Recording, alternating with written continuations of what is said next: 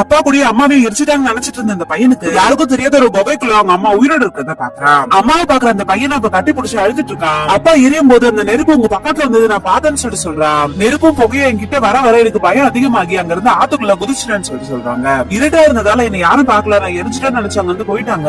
அன்னையில இருந்தே நான் அந்த குகைக்குள்ள தான் மறைஞ்சு மறைஞ்சு ஒளிஞ்சிட்டு இருக்கேன்னு சொல்றாங்க. தயவு செஞ்சு நான் உயிரோடு இருக்கிறது யார்கிட்ட சொல்லிடாத, நான் உயிரோடு இருக்கிறது யாருக்காச்சும் தெரிஞ்சதுன்னா என்ன திரும்ப எரிக்கிறதுக்காக கூட்டு போயிடுவாங்கன்னு சொல்றான். பயப்படாதீங்கம்மா, நான் யார்கிட்ட சொல்ல போறது இல்ல.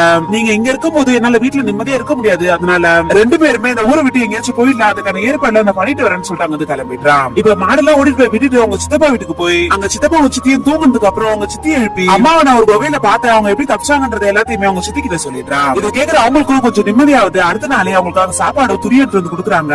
இப்ப இந்த அம்மாவும் ட்ரெஸ் எல்லாம் போட்டுக்கிட்டு இப்ப ரொம்ப நாள் கழிச்சு சாப்பிடறதால நல்லா சாப்பிட்டு இருக்காங்க. இவ பையன் கிட்ட எப்படி சாப்பாடு ட்ரெஸ் எல்லாம் கொண்டு வந்தேன்னு சொல்லி கேக்குறாங்க. இது மாதிரி நான் சித்தி கிட்ட சொல்லிதான் கொண்டு வந்தேன்னு சொல்லிட்டு அவனுமே சொல்லிட்டான். இவங்க பேசிட்டு இருக்கும் போது வெளியே ஏதோ சவுண்ட் கேக்குதுன்னு சொல்லி பார்த்தா இவங்க மாதிரியே வேற ஒரு பொண்ணையும் அவங்க புருஷன் இறந்ததுக்கு அப்புறம் அவரு கூடயே வச்சு எரிக்கிறதுக்காக கூட்டு போறாங்க. இருட்டா இருந்ததால நான் தப்பிச்சுட்டேன், ஆனா பகல் டைமா இருக்கு, இந்த பொண்ணால தப்பிக்க முடியும்னு சொல்லிட்டு இந்த பொண்ணுமே இப்ப வருத்தப்பட்டு பாத்துட்டு இருக்கா. இப்ப நெருப்பு அந்த பொண்ணு கிட்ட வர வர அந்த பொண்ணு பயந்து போய் இப்ப ஓட ஆரம்பிச்சுட்டா. ஆனா அங்க இருக்கவங்க அந்த பொண்ணை விடாம இப்ப கல்லால் அடிச்சு திரும்ப தூக்கிட்டு போய் இப்ப நெருப்புலயே போட்டுறாங்க. இதை பார்த்து பயந்து போன உங்களுக்கு மயக்கமே வந்துருது. இப்ப அந்த இடத்துக்கு அந்த குட்டி பையனோட சித்தியும் சித்தப்பாவும் வந்துடுறாங்க. இப்ப இந்த பெரிய வருஷம் அவரோட அண்ணியோட காலில் விழுந்து இப்ப வருத்தப்படுறாரு. இந்த ஊரை விட்டு சீக்கிரமா போயிடுங்க, பக்கத்துல இருக்க சிட்டிக்கு போனா மாட்டிப்பீங்க, அசாம் காய்கனா போயிடுங்கன்னு சொல்றாரு. இப்ப சித்தியா செலவுக்கு இந்த காசை வச்சுக்கோங்கன்னு சொல்லிட்டு இப்ப கையிலே காசையும் கொடுத்து அனுப்புறாங்க. என்னதான் உறவுல நான் பெரியவளா இருந்தாலும் நீங்க எனக்கு ஒரு அம்மா மாதிரின்னு சொல்லிட்டு அந்த பொண்ணுமே இப்ப அவங்களை கட்டி பிடிச்சாடுங்க. கடைசியில பையனை கூட்டிட்டு அவங்களும் காட்டு வழியா இப்ப நல்லபடியா தப்பிச்சு போயிட்டாங்க.